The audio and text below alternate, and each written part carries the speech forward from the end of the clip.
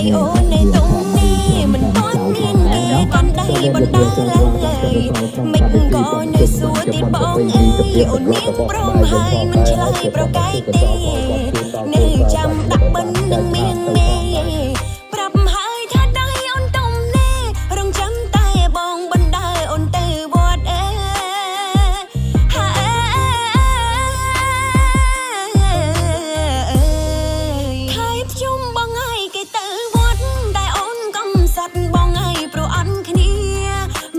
លឹមខ្លួនអូនក៏រងារងចាំបងងាទៅវត្តអើយពីអ្នកដៃនាងរងចាំតែបងម្នាក់ដៃនាងរងចាំតែបងម្នាក់ខំថៃថ្នមថ្នាក់ចាំពាក់ចិញ្ចៀនកា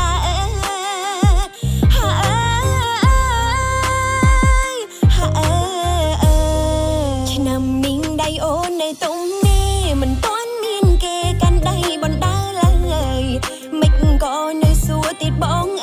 អូននាងព្រមហើយមិនឆ្លើយប្រកែកទេនៅចាំដាក់បិណ្ឌនឹងមៀងមេប្រាប់ហើយថាដៃអូនតុងនេះរងចាំតែបងបណ្ដាអូនទៅវត្តអើ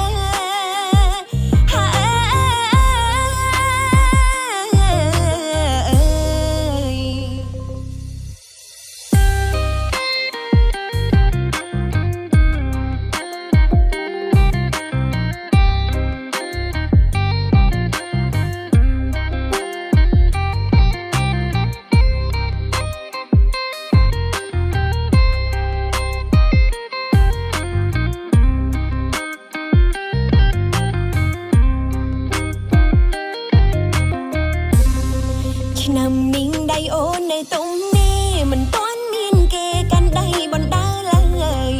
មិនក៏នៅសួរទីបង